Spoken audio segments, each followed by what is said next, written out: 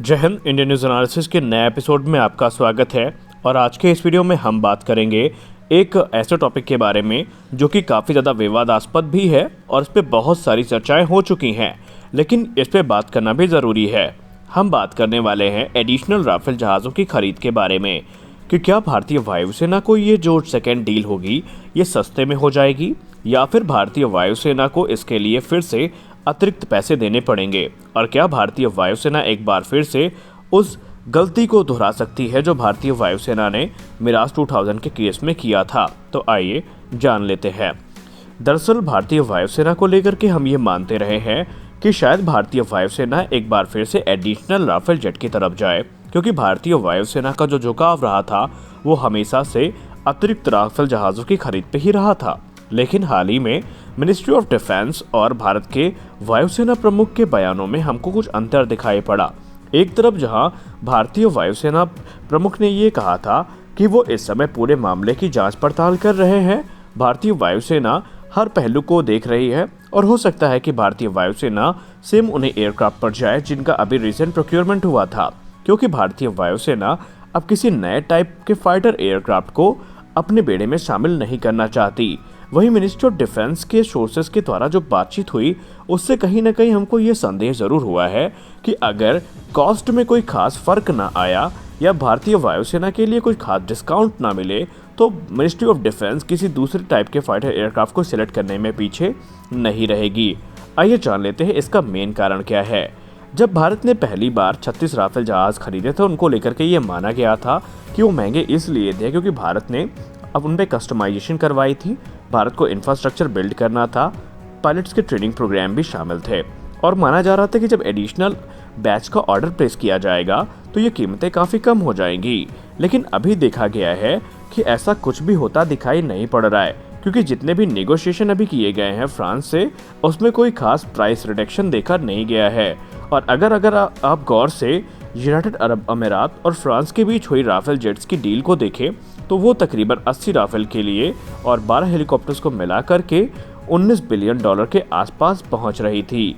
यानी कि अगर भारत इसको लेता है एक बार फिर से 80 राफेल तो भारत को ये कीमत और भी ज़्यादा पड़ेगी। ऐसा क्यों है? दरअसल भारत का प्रोग्राम ये है कि जो भी राफेल अब लिए जाएंगे या जो भी जेट भारत में लिए जाएंगे वो भारत में ट्रांसफ़र ऑफ टेक्नोलॉजी के तहत बनाए जाएंगे, या हम ये कह सकते हैं कि पूरी की पूरी प्रोडक्शन लाइन को ही शिफ्ट करने की बात कही जा रही है। तो अगर हम ट्रांसफ़र ऑफ टेक्नोलॉजी और दूसरे टैक्सेस को देखें और जो कंपोनेंट्स इंपोर्ट किए जाएंगे उनको देखें तो इसको लेकर के इस मामले की जानकारी ये मानते हैं कि भारत को तकरीबन 20 बिलियन से लेकर के 22 बिलियन डॉलर्स तक की जो कीमत है वो अदा करनी पड़ सकती है। हालांकि अभी इंडियन एयरफोर्स की तरफ से कोई भी रिक्वेस्ट फॉर प्रपोजल इशू नहीं किया गया है और भारतीय वायुसेना RFP को रिलीज़ करने की तैयारी कर रही है।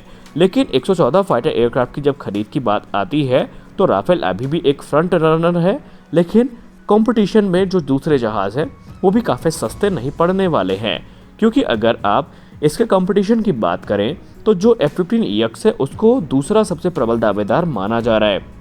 लेकिन अगर आप उनकी भी कॉस्ट देखें तो अभी हाल ही में इंडोनेशिया को बोइंग ने अपने 36 की संख्या में जो F-15EX है वो बेचे हैं और 36 जहाज़ों की जो कीमत आई है सामने वो तकरीबन 13.9 बिलियन डॉलर्स की आई है। और अगर भारत इनको लेता है तो इसी प्राइस को अगर हम कंसीडर करें तो इसमें इंफ्रास्ट्रक्चर का प्राइस आप और जोड़ दीजिए, उसके अलावा पायलट्स की ट्रेनिंग और जो वेपन्स है उनका स्ट्राइक पैकेज पूरा, तो तकरीबन भारत को इससे या इससे थोड़ी ज़्यादा कीमत में 36 की संख्या में बोइंग के F-15EX मिलेंगे। और इसको लेकर के जो एक्सपर्ट्स हैं वो ये मानते हैं कि कंपटीशन में भी जो जहाज़ हैं वो भी सस्ते नहीं है। इसलिए भारतीय वायुसेना के लिए चीज़ें काफ़ी कॉम्प्लेक्स हो रही हैं कि भारतीय वायुसेना किस तरफ जाए। लेकिन कुछ लोगों को इस बात का डर भी है कि जो काम मिराज 2000 के साथ हुआ था कहीं राफेल के साथ भी वही काम ना हो जाए। दरअसल भारत भी पहले यही चाहता था कि मिराज 2000 का जो प्रोडक्शन है वो इंडिया में ही किया जाए और इनके एडिशनल बैचेस को खरीदने की बात की गई थी, लेकिन बाद में भारतीय वायुसेना कम खर्चीले MiG-29 की तरफ चली गई थी और एक्सपर्ट्स को इस बात का डर है कि कहीं इसी प्राइस के चलते भारतीय वायुसेना के लिए भारत की मिनिस्ट्री ऑफ डिफेंस किसी और नए टाइप को भारतीय वायुसेना का हिस्सा ना बना दे। लेकिन जो कुछ भी हो अभी ये चीज़ें काफ़ी पेचीदा हैं और इन पे निर्णय भारतीय वायुसेना लेगी।